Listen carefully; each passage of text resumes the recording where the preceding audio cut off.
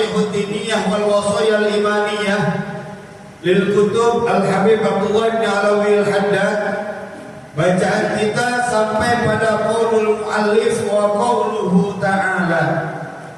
Qala muallif rahimahullah wa adama naf'a bihi wa bi ulumihi fid dharain amin. Bismillahirrahmanirrahim. Wa qauluhu ta'ala, dan firman-Nya Allah Subhanahu wa ta'ala, wa la tamutunna illa wa antum muslimun. Wa la tamutunna, dan janganlah kalian sungguh-sungguh meninggal dunia atau mati. Ada taukid di situ agar diupayakan dan diusahakan kalau mati illa wa antum muslimun, kecuali wa antum muslimun jumlahnya masuk dalam tarkib hal keadaan kalian sebagai seorang muslim. Firman Allah Subhanahu wa ta'ala, ittaqullaha haqqa tuqatih, bertakwalah kalian kepada Allah haqqa tuqatih, dengan sebenar-benarnya takwa. Yang di dalam penjelasannya enggak ada satu orang pun yang mampu bertakwa kepada Allah dengan sebenar-benarnya takwa. Kemudian ada keringanan dari Allah Subhanahu wa ta'ala, dinasakh secara hukum atau dijelaskan yang dimaksud haqqa tuqatih ay ittaqullaha mastata'tum, bertakwalah kalian mastata'tum, semampu kalian, semaksimal yang bisa diupayakan dan bisa diusahakan. Mastata'tum itu Pak bukan mengukur kayaknya saya nggak mampu, bukan. Kayaknya saya nggak bisa, bukan. Tapi ketika memang keadaannya, urusannya atau perintah tersebut memang kadarnya sulit untuk dilakukan, dan perkara sulit dilakukan itu udah dicobain atau dikerjain, nggak selesai baru disebut nggak mampu. Ya Pak ya, bukan mengukurnya nggak mampu itu kebayangin, bukan. Apa ya bahasa kita apa ya? Iya. Kalimat nggak mampu bukan sebelum mengerjakan pekerjaan. Gitu. Mastata'tum itu upayakan dulu. Kalau memang tidak bisa terlaksana, nggak bisa selesai, baru dibilang nggak mampu. Sama kayak orang puasa Pak. Orang puasa ya, di antara unsurnya ketika dirinya lemah, ketika dirinya sakit ya, atau ketika dirinya melakukan perjalanan, ya mastata'tum nih. Makanya kalimat di ayatnya wa antasumu khairul lakum. Bukan belum jalan bilang mampu sih saya mau puasa. Belum jalan udah puasa. Orang sono Pak kalau mudik gitu ya. Jalan habis maghrib nih hari buka puasa. Tapi mastata'tum jajal dulu. Sahur ya sahur, niat puasa ya niat puasa. Kalau seandainya di pertengahan hari jam 10, jam 11, atau karena macetnya, karena capeknya, karena ini, karena itu nggak sanggup, bisa mendatangkan madarat, wah bisa pingsan nih, wah bisa jatuh nih, wah bisa celaka nih, silahkan berbuka. Itu syariat begitu. Termasuk ketika pekerja yang berat, makanya ulama kholaf itu termasuk uzur untuk meninggalkan puasa dalam artian diperbolehkan kalau memang keadaannya tidak memungkinkan.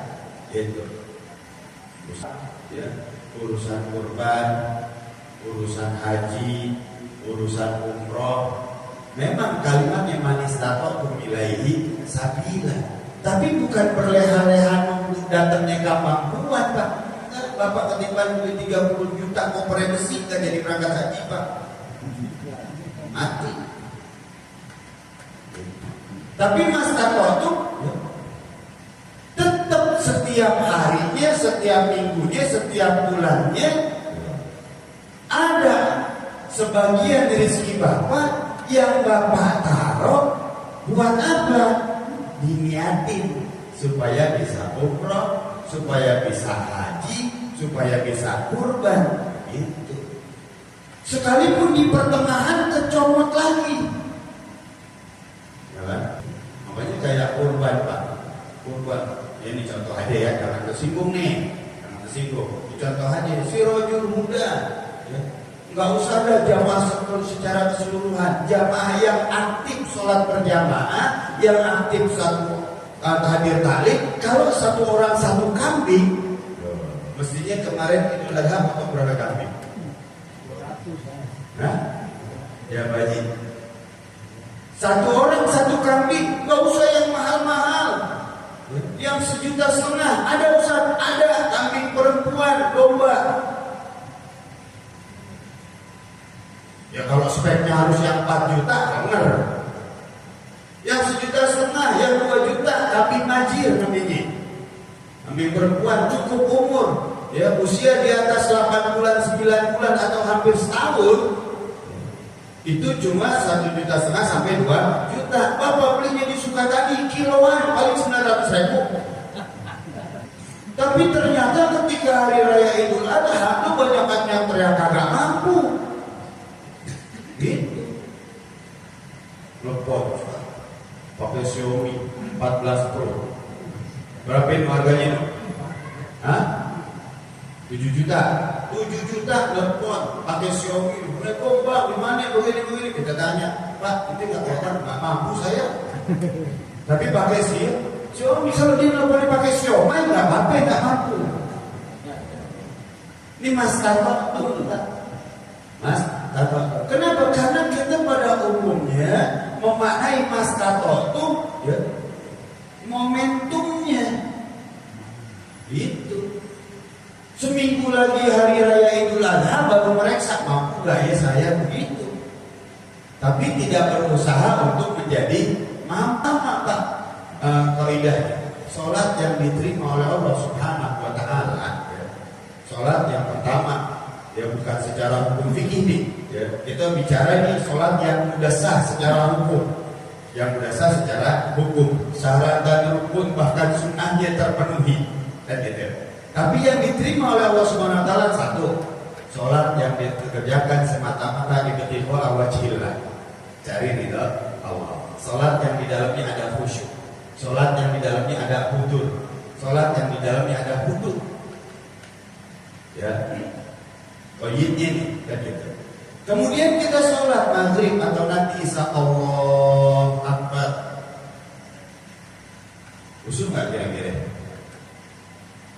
Kira-kira usul tak? Karena kita imamnya di usul. Nggak bisa, tapi di dalam sholat tersebut kita sudah mengupayakan untuk sehusuk mungkin. Kita sudah mengupayakan untuk sehudud mungkin. Kita sudah upayakan ibadah tersebut seikhlas mungkin.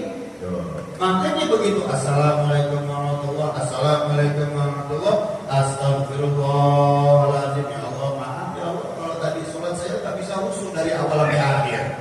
Dan gitu. Waktu takbir ingat engkau ya Allah, begitu baca Fatihah ingat bayaran anak mulai masuk sekolah. Gitu.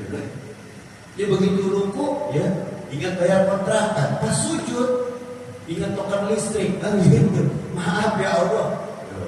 Ini Mas Tato tuh mampunya kita segitu udah, tapi sudah mengupayakan. Kemudian di qaulul mu'allif ya saya jelasin ke situ dulu supaya ukuran Mas Tato itu tadi paham. Wala tamutunna illa wa antum muslimun. Kalau bahasa kita ini Allah Subhanahu wa taala maklumin. Allah Subhanahu wa taala nauin. Ketika Allah perintahin Ustaz Edi, Bang Wau, Pak Haji, Bang Abud dan yang lainnya sholatlah yang khusyuk, kan gitu. Allah tahu tidak ada satupun di antara mereka yang bisa sholat sehusyuk-husyuknya. Tapi menghadirkan khusyuk ada. Kan paling kagak khusyuk ketika sholat ketika takbiratul ihram pakai salam Pak. Ya kan?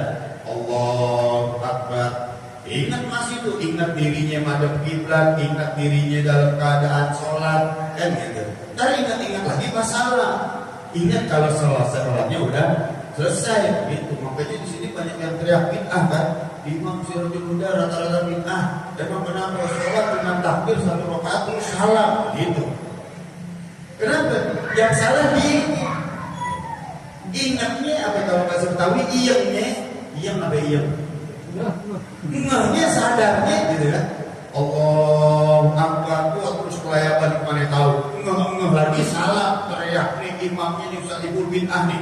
Sholat maghrib di mana-mana 3 nih kayaknya baru 1 rakaat setengah udah salah gitu. Lalu dia ini hilang. Makanya kadang-kadang kita kalau sholat ya termasuk saya Pak. Allahu Akbar. Bahkan sholat sendirian aja ya. Di situ kadang kita lupa rakaat. Di situ kita kadang lupa tahiyat awal. Di situ kadang kita lupa tasbih. Bahkan seringkali orang sholat Allahu Akbar biasalah tadi pakai ruku enggak ya? Iya. Kenapa? Karena badan kita apal udah komandonya imam. Allahu Akbar, kuping dengar waladolin, spontan mulut mengucap amin. Allahu Akbar, spontan badan ikut ruku. Begitu. Makanya kalau ada yang berjahit anak-anak teriak Allahu Akbar, ulangan kita. Gitu. Iya orang kita nggak iya. Dia komando spontan. Ketika Allah maklumin, Allah nauin, nggak ada daripada hambanya yang bisa ibadah seibadah-ibadahnya, takwa setakwa-takwanya, hanya bisa mengupayakan sekemampuan makhluknya atau hambanya. Maka kunci terakhir Allah katakan wala tamutunna illa wa antum muslimun. Ya Allah, saya sholat gak bisa khusyuk ya Allah, susah buat sempurna. Ya wis rapopo. Ya Allah, sedekah saya gak bisa ikhlas ya Allah. Ya wis rapopo. Ya Allah, puasa saya masih gak bisa sabar ya Allah. Nahan lapar, nahan minum bisa ya Allah. Saya kalau motor bacok ya Allah. Dikatain, saya katain lagi. Ya. Disaikat, saya tendang. Saya cuma bisa nahan lapar amin. Hausnya doang, nahan hati, sabar tidak bisa ya Allah. Kata Allah, ya wes rampok. Ya Allah, buat haji, buat umroh gak sanggup ya Allah. Kontrakan aja belum kebayar ya Allah. Buat beli ini belum kebayar, buat ini belum kebayar. Saya udah taruh 100.000, yang gak ambil 150 ya Allah. Pada malaikat kan nanti 100, dia ambil 150, yang 100 dari sebenarnya 50 kasih. Ya wis rapopo, nggak apa-apa. Kemudian Allah berfirman, Allah tahu kita ini lemah oleh insan. Doifah, yang penting la tamutunna illa wa antum muslimun. Jangan sekali-kali keluar dari member. Jangan sekali-kali meninggal dunia dalam keadaan non-Islam. Meninggallah dalam keadaan seorang Muslim beragama Islam. Apa itu beragama Islam? Agama Islam secara definisi asyar'u al-mab'utsu bihi ar-rasulu al-mabniyu 'ala tauhid. Yang namanya agama Islam adalah satu syariat yang dibawa oleh utusan Allah yakni Rasul sallallahu alaihi wasallam, yang fondasi pertamanya al-mabni 'ala tauhid. Yang fondasi pertamanya adalah pengesaan terhadap Allah Subhanahu wa taala. Poinnya, ente enggak bisa sholat benar, enggak apa-apa. Ente enggak bisa sedekah ikhlas, enggak apa-apa. Ente enggak bisa haji, umrah, segala macam ibadah, enggak apa-apa. Yang penting wala tusyrik billahi syai'an. Jangan sekali-kali menyekutukan Allah. Harapan kita pengen meninggal dalam keadaan sholat 1001 yang dapat. Pengen meninggal dalam keadaan puasa 1001 juga. Bahkan orang umroh haji aja doanya mah pengen bisa pulang, nggak pengen meninggal di sana. Ya Pak ya, iya nggak? Itu pasti. Bedanya orang kita sama orang dulu ya, ulama salaf itu ketika dia berangkat haji, dia punya azam, punya cita-cita. Mudah-mudahan bisa meninggal di tanah Arab. Mudah-mudahan bisa meninggal dalam keadaan tawaf. Mudah-mudahan bisa meninggal dalam keadaan sujud di Masjidil Haram. Bisa meninggal dalam keadaan sami, bisa meninggal ketika wukuf, ini itu, pokoknya poinnya meninggal di tanah Arab. Kalau kita doain dia biar bisa pulang lagi gitu. Bedanya di situ. Bedanya di situ. Ya nggak apa-apa. Yang penting la tamutunna illa wa antum muslimun. Jangan sekali-kali kalian meninggal dunia kecuali dalam keadaan muslim. Makanya ulama kasih apa namanya? Kasih batasan ya. Terkadang seseorang itu Pak, mohon maaf nih. Ya, mohon maaf. Menghukumi seseorang husnul khotimah atau su'ul khotimah itu yang dilihat zahirnya. Yang dilihat zahirnya. Oh, si fulan bin fulan meninggal dunia, lagi ngapain? Lagi sholat, wah husnul khotimah. Si fulan bin fulan meninggal dunia, lagi ngapain? Pas lagi sedekah, wah husnul khotimah. Si fulan bin fulan meninggal dunia, lagi ngapain? Lagi ibadah, lagi baca Quran, lagi zikir, lagi ini, husnul khotimah. Begitu dapat si fulan bin fulan meninggal dunia, di mana? Di terminal, di rumah sakit, di jalanan, tabrakan, nganyut, kebakaran, apalagi nih, yang umumnya ya. Secara spontan kita menghukumi, oh jangan-jangan su'ul khotimah gitu. Tahu nggak Pak? Jadi jangan kan berharap meninggal ketika sholat, jangan siang hari.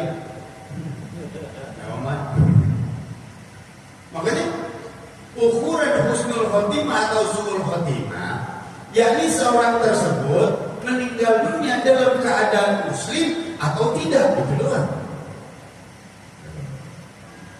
Walaupun secara zahir orang yang lebih sholat, secara zahir nih, ya husnul khotimah, tapi nggak jaminan, nggak jaminan. Nanti ada penjelasannya di sini. Ya, ini kan kelasnya dinasoid diniyah Pak ya. Kalau secara umum, ya orang sholat ya husnul khotimah, orang lagi zikir baca Quran husnul khotimah. Ah di sini kelasnya kelas tahwif. Bahkan orang yang meninggal lagi sholat belum tentu husnul khotimah. Orang meninggal lagi baca Quran belum tentu husnul khotimah. Kenapa? Karena nanti batasannya itu ya, antara dia menyekutukan Allah atau tidak. Menyekutukan Allah atau tidak. Asyirku billah. Asyirku billah ini urusan hati Pak. Urusan hati. Boleh jadi hari akhir lagi sholat, tapi di dalam hati yang jadi Tuhan adalah uang, yang jadi Tuhan adalah jabatan, yang jadi Tuhan adalah harta, yang jadi Tuhan adalah ini itu segala macam. Su'ul khotimah. Makanya mabniun ala tauhid. Gak bisa sholat secara sempurna, gak apa-apa, yang penting jangan musyrik. Gak bisa sedekah dengan ikhlas, gak apa-apa, yang penting jangan musyrik. Gak bisa haji, gak bisa umrah, gak bisa ibadah, gak bisa ini itu segala macam, karena memang tidak mampu. Setelah mengupayakan rapopo. Yang penting jangan sekali-kali menyekutukan Allah Subhanahu wa ta'ala. Karena kalimat asyirku billah Pak, itu bukan ketika seseorang datang ke gereja, bukan ketika seseorang nyembah patung, bukan. Bahkan allazina yatahizuna min dunillahi andada yuhibbunahum kahubillah wallazina amanu asyaddu hubban lillah. Oh idah syirik nih, nasalih diniyah. Ya, ketika di hati Bapak ada yang lebih Bapak cintai selain Allah, secara tidak langsung sudah menyekutukan Allah. Ketika di hati Bapak ada yang lebih berperan, berkuasa, menolong, membantu dan lain-lain sebagainya dibanding Allah, anggadan tandingan, secara tidak langsung sudah menyekutukan Allah. Karena asyirku itu bisa bil qaul, dengan ucapan. Asyirku bisa bil fi'li, dengan perbuatan. Asyirku bisa bil qalbi dengan i'tiqad. Yang terkadang ya zahirnya dia sholat, zahirnya dia ibadah, zahirnya dia ini dia itu, tapi di hatinya ada asyirku billah, menyekutukan Allah Subhanahu wa taala. Ini itu doang. Jadi yang disebut husnul khotimah adalah orang yang meninggal dalam keadaan muslim. Apa maksudnya muslim? Dia meninggal dalam keadaan tidak menyekutukan Allah Subhanahu wa taala. Qaulan wa fi'lan wa i'tiqadan. Baik dari sisi ucapan, perbuatan ataupun i'tiqad. Makanya ya, di dalam kalimat yang lainnya di sini layak birul insan. Manusia itu enggak mampu untuk mematikan dirinya sendiri dalam keadaan muslim. Mati dalam keadaan muslim itu anugerah dari Allah Subhanahu wa taala. Perlu diupayakan, perlu dicari dan diusahakan. Bukan nyari matinya, bukan. Tapi yang dicari anugerahnya bisa mati dalam keadaan muslim. Enggak jadi husnul khotimah. Umpamanya Ustaz Ade nih, ya, mesen ya ke Ustaz Edi. Ustaz, ane pengen mati dalam keadaan sholat, ane pengen mati dalam keadaan husnul khotimah. Ntar ane lagi sholat, nanti ketok kepala ane gitu. Ya, itu enggak disuruh juga ketok aja. Enggak jadi husnul khotimah, bukan.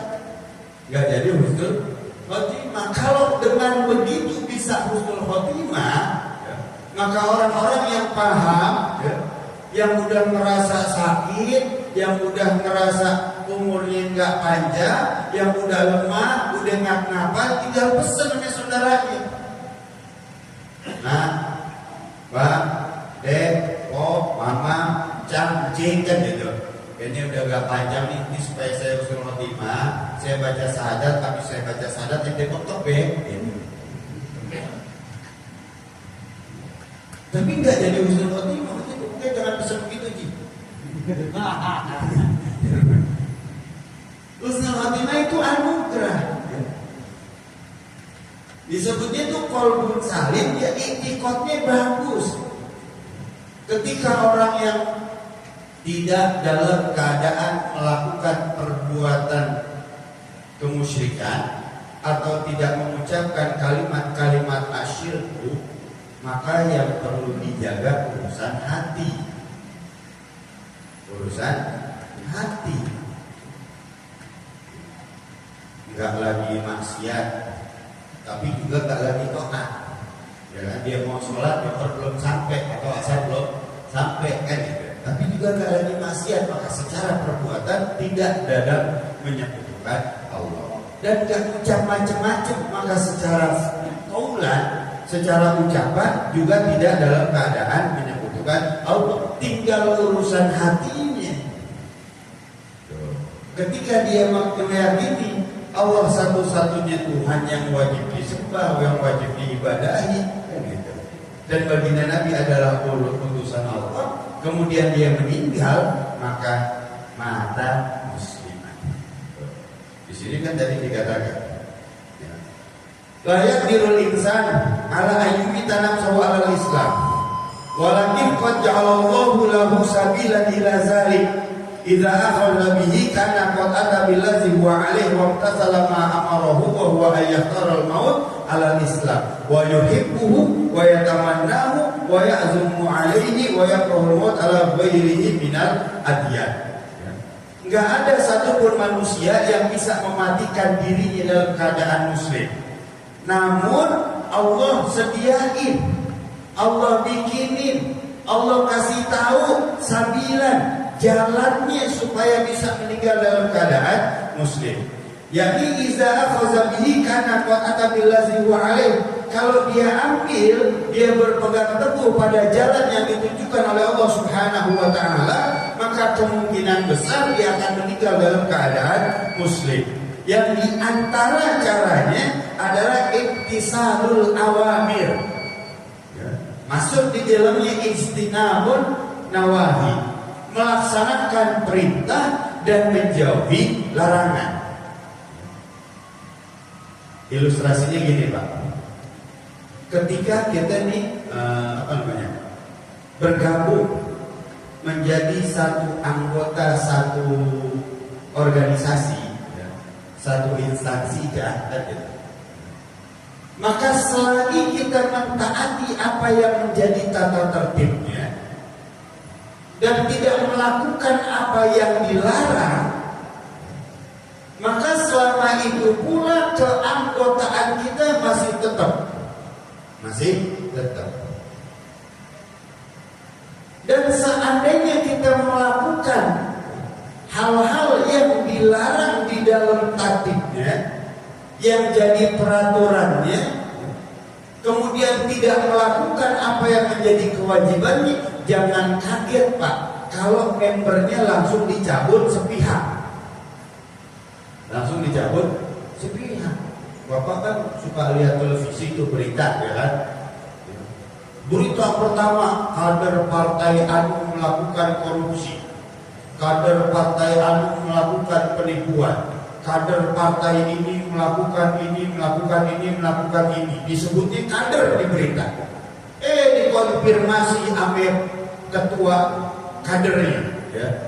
Dan itu, ya. Di dalam undang-undang partai kami, peraturan partai kami, setiap anggota tidak boleh melakukan korupsi, tidak boleh melakukan ini, tidak boleh melakukan ini. Kalau dia melakukan, maka secara otomatis dia sudah bukan kader kami.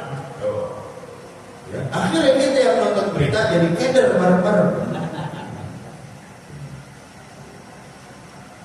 Pernah nggak Pak lihat berita gitu? Caleg dari partai anu, anggota DPR dari partai anu, anggota MPR dari partai anu, hakim dari partai anu, jaksa dari partai anu, kan gitu, melakukan tindak korupsi begini. Disebut tuh dia kader partai anu, kan gitu. Langsung tuh Pak, hari itu juga ada konfirmasi konferensi pers, mengatakan si bulan bin bulan ketika dia melakukan kesalahan, otomatis dia sudah tercabut kadernya jadi kader. Gitu kan? Begitu kan? Itu hukum makhluk. Apalagi hukum khalik. Kalau makhluk aja bisa nyambut kader itu sepihak, keanggotaan atau member satu organisasi secara sepihak, apalagi Allah mukalibul qulub. Baru habis sholat padahal nggak ada urusan, ya kan? Yang baru habis bagi-bagi terus besoknya korupsi aja ada. Yang habis sumpah jabatan besok langsung korupsi aja ada, kan? Dalam artian, ya, urusan hati. Allah sah-sah aja cabut keanggotaan itu secara sepihak. Tapi pasti ada penyebabnya. Karena nggak bakal Allah cabut secabut-cabutnya. Ada sababnya. Ada perintah yang dilanggar atau ada larangan yang diterjang. Kan gitu Pak. Rugi siapa ya? Yang rugi tukang masak pertani. Udah capek-capek bikin gak ada yang makan. Ada namanya pemain-pemain Bismillahirrahmanirrahim Fatihah. Ada satu orang, Haji, ya itu sebulan kan rumahnya dekat Sirojul, kok gak kebagian? Contoh aja ya, jangan ini kemana-mana nih, kan? Kata Pak Haji, dia bukan jamaah Sirojul, rumahnya dekat, rumahnya dekat, gitu kan? Harian gak kelihatan di Sirojul, subuh, asar, subuh, johor, maghrib, isya. Kan itu nggak kelihatan. Mingguan Jumatan nggak kelihatan juga. Yang tahunan nggak kelihatan juga. Terus dari mana saya bilang dia member? Kan begitu Pak. Ya balik kagak aktif lah. Cuma ditinggalin semuanya. Karena ketika ditinggalin semuanya, Bapak nggak bakal diakui keanggotaannya. Gitu. masuk di grup kan gitu kan, grup WA dah kan gitu. Minimal pernahlah sekali kirim emoji, mengirim foto atau komen cuma O gitu kan, atau A gitu. Kenapa? Membuktikan dia masih member. Tapi ketika komen nggak ada, ini nggak ada, itu nggak ada, terus bilang ini membernya, aduh diakuin sebagai member offline aja masih bagus itu. Iya. Karena ukurannya seperti itu kan, keaktifan seseorang di dalam agama juga begitu. Semakin Bapak aktif dalam melaksanakan perintah dan menjauhi larangan, maka semakin diakui keanggotaannya. Tapi ketika meninggalkan apa yang jadi perintah, menerjang apa yang dilarang, maka diragukan keanggotaannya. Itu. Ada satu orang meninggal dunia, Uniknya, ini orang yang meninggal terlahir dari dua orang tua yang berbeda agama. Yang satu muslim, satu non muslim. Di situ keluarganya berebut. Kata pihak yang muslim, ini disolatin, dimandiin, kafanin, solatin, kuburin, karena dia muslim, kan gitu. Kata yang non muslim, enggak, dia bukan muslim. Orang dia nggak pernah sembahyang di rumah, babi masih goyang, gitu. Tapi dia pernah syahadat. Ya udah hilang kali syahadatnya pas dia nggak sholat, kata non muslim gitu. Akhirnya bingung. Ini diapain nih dibilang muslim? Sebagian keluarganya menyatakan dia ikut kebaktian, ini itu, yang haram masih dimakan, gitu. Dibilang non muslim, dia punya surat menyatakan dia mu'alaf, kan gitu. Akhirnya karena bingung dan supaya nggak ribut, udah ini aja deh, kita lihat KTP-nya, cari. Waktu itu dicari KTP keluarganya, Ustaz, Pak, KTP-nya belum keluar dari kelurahan, lampunya habis. Terus gimana nih, muslim atau bukan? Akhirnya ada satu keluarga gitu nanya saya juga bingung nih. Dibilang muslim, ya tanda keislamannya ya cuma sebagian pernah mendengar dia jadi mu'alaf, itu doang. Sedangkan ketika ditanya, ente menyaksikan kak ketika dia baca syahadat? Kagak. Terus saya tanya lagi, ada yang pernah lihat gak dia sholat walau sunatan, walaupun cuma sholat sunnah? Kagak. Bulan Ramadan dia puasa gak? Kagak. Terus mau menghukumi gimana dia sebagai muslim? Ini yang non muslimnya udah sepakat nih, mau dibawa ini jenazah di apa yang masuknya open, kremasi, mau di kremasi. Saya pikir, khawatirnya begini Pak, khawatirnya ini orang nih masih termasuk umatnya Nabi SAW, itu doang. Kalau dibakar berarti nggak melaksanakan kewajiban atau tanggung jawab sebagai sesama umatnya Nabi. Apa yang pokoknya yang ada hubungannya sama Islam yang pernah dia kerjain. Cari, ketemu satu. Ada satu orang nih emang teman nongkrong, ngopi, begadang gitu. Ustaz, bulan puasa kemarin dia emang gak puasa Ustaz, tapi dia pernah begadang sama saya dan ikut bangunin sahur Ustaz. Ikut bangunin sahur. Oh, sahur dia ikut muter Ustaz. Yaudah itu muslim. Karena kalau bukan muslim gak bakal mau repot-repot bangunin sahur. Ya secara logika seperti itu. Akhirnya begitu, Pak, maaf ya Pak, Jadi hasil musyawarah kami atas bukti yang ada, walaupun lemah tapi indikasinya dia seorang muslim, dia ikut bangunin sahur. Tapi kan belum tentu muslim juga. Kalau bukan muslim, pasti yang lain minta bangunin sahur dia pulang Pak. Nah ini nggak pulang, dia ikut minta bangunin sahur. Insya Allah dia muslim. Udah sepakatin, mandiin, kafanin, sholatin, kuburin. Akhirnya yang mengalah, tadinya cocok motor. Kemudian saya bilang begini, ujiannya, Pak, kenapa saya motor? Kenapa umat Islam ini harus berjuang atas mayit jenazah atau saudaranya? Karena kalau kami tidak melakukan kewajiban jadi dosa.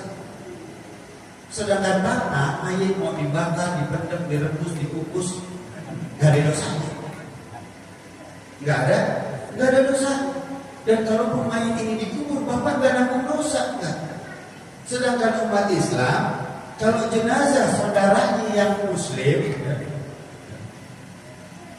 nggak diurusin tajhizul janaiznya, nggak ada yang mau mandiin, sekampung dosa. Nggak ada yang mau ngapain, sekampung dosa. Nggak ada yang mau nyolatin, sekampung dosa. Nggak ada yang mau nguburin, sekampung dosa. Daripada saya sekampung berdosa, ini saya urusin tetap secara Islam. Kalau selesai nguburin, Bapak mau berantem deh. Saya bilang begitu. Ya karena tadinya masih motor. Akhirnya saya jelasin, kalau di pihak kami, di agama kami, ketika mengabaikan jenazah seorang muslim, ya almarhum, ini dosanya sekampung. Tapi kalau Bapak kan dimain nggak diapa-apain juga. Dia mau diapain, nggak ada bab wajib, nggak ada bab wajib dan nggak ada dosanya. Itu di mayit dikubur, dimandiin, disolatin, Bapak mah nggak dosa. Di mayit dikremasi, Bapak nggak dosa. Di mayit dipajang lagi 2 tahun di museum, Bapak nggak dosa. Tapi kalau muslim ada kewajiban, hukumnya fardu kifayah. Kalau nggak ada satu orang yang menunaikan dosa sekampung, makanya timbul setelah selesai nih RT pakai cari-cari urusan. Dia tahu keluarganya kombinasi kan ya. Pakai nanya, termalu bikin tahlil nggak? Kok nggak ikutan dah? Ini buat nguburin aja susah, bikin tahlil lagi. Begitu. Iya. Kalau nanya. Jadi macam-macam. Kita mengupayakan dia diperlakukan secara Islami aja. Ini udah susah. Udah gitu yang diajak ngomong yang non muslim disuruh bikin tahlil. Dari bukit tuh. Jadi jamaah sekalian yang dimuliakan Allah Subhanahu Wa Taala. Maka ketika kita masih hidup nih Pak, ya, jadilah orang yang aktif, punya tanda, punya ciri.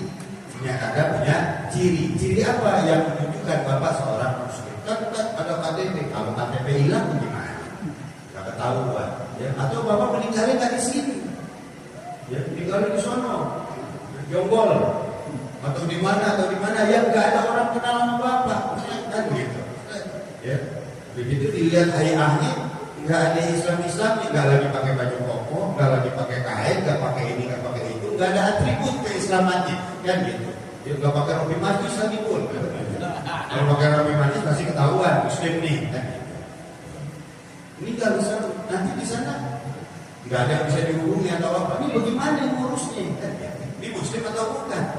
Maka lakukan apa yang menjadi tanda kita seorang muslim. Datanglah ke masjid. Enggak 5 waktu, dia 17 rakaat.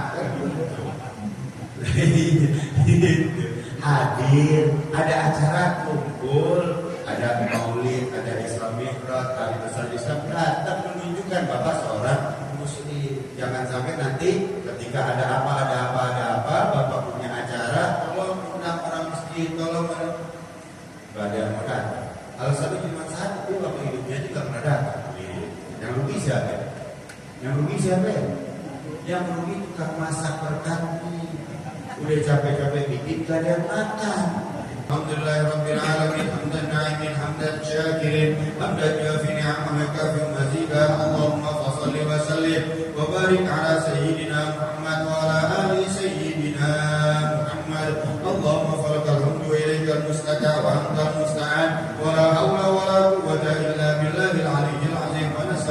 على فساد فينا ونسألك صلاح أمرنا كله اللهم اهدنا واهد بنا واجعلنا سببا لمن اهتدى اللهم نور قلوبنا بنور هدايتك كما نورت الأرض بنور شمسك أبدا أبدا اللهم أصلح ذرياتنا واهدهم إلى سبيل الرشاد اللهم بارك لنا وبارك في أولادنا وأزواجنا وذريتنا ولا تضرهم ووفقهم لطاعتك وارزقنا برهم اللهم إنا نسألك صحة فيه تقوى وطول عمر فيه حسن العمل ورزقا واسعا كثيرا حلالا طيبا مباركا فيه من دون تعب ومشقة ولا تعذبنا عليه ربنا اغفر لنا ولوالدينا وارحمنا وإياهم كما ربونا صغارا ولجميع المسلمين والمسلمات والمؤمنين والمؤمنات ربنا آتنا في الدنيا حسنة وفي الآخرة حسنة وقنا عذاب النار وصلى الله على سيدنا محمد وآله وصحبه وسلم بفضل سبحان ربك رب العزة عما يصفون وسلام على المرسلين والحمد لله رب العالمين والسلام عليكم ورحمة الله وبركاته.